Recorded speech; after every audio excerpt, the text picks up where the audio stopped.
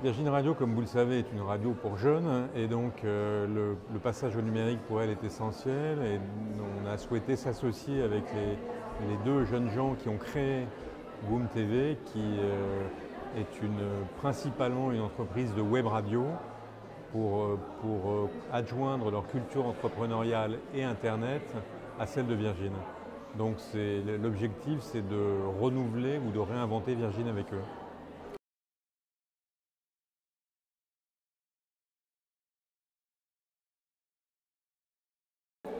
Non, mais d'abord, tout ça n'est pas vrai. Ne croyez pas le canard enchaîné.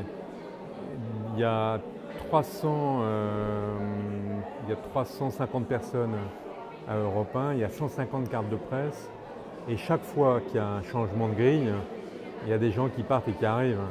Donc il y a 3 personnes qui sont parties, et il y en a 5 ou 6 qui sont arrivés. C'est plutôt un turnover très faible au regard de ce que sont les habitudes dans l'univers de l'audiovisuel, où changement de direction, changement de grille égale aussi souvent changement d'équipe rédactionnelle. Là, elle est très limitée.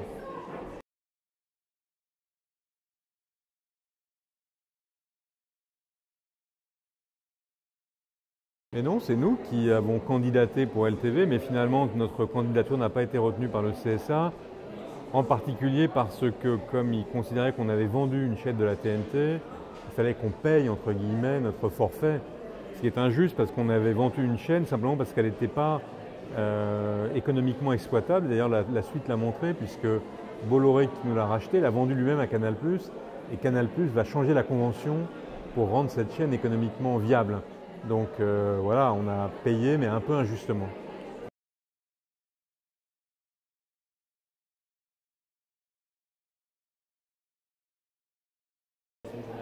Et moi, je ne me mêle pas de ça, parce que la seule chose dont je me mêle, c'est du fait qu'elle exerce son métier dans des conditions normales d'une part, et d'autre part, sans que son lien particulier avec le président de la République n'affecte l'indépendance de Paris Match. C'est le cas, elle n'est pas au service politique, elle ne participe pas aux conférences de rédaction, elle ne participe pas au bouclage, elle a une rubrique culturelle, et c'était le cas avant l'élection.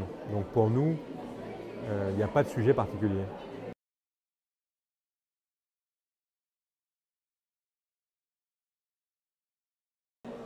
Écoutez, patron d'une entreprise de presse, ou en tout cas travaillant dans les médias, oui certainement, puisque c'est un rêve ancien. Patron de celle-là en particulier, non, c'est les hasards de l'existence, mais j'en suis ravi.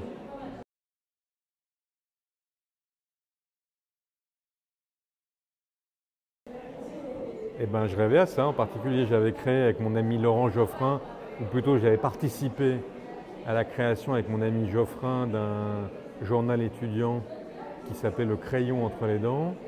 Et donc, parmi les rêves que j'avais, il y avait celui de la presse.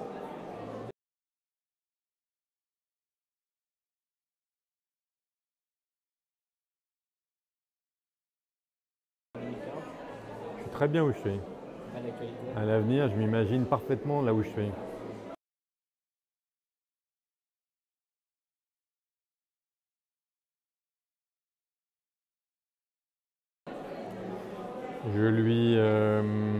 Je lui donnerai le conseil, vous allez voir à quel point je suis pédant, de Nietzsche. Deviens toi-même. Deviens ce que tu es plutôt. Deviens ce que tu es.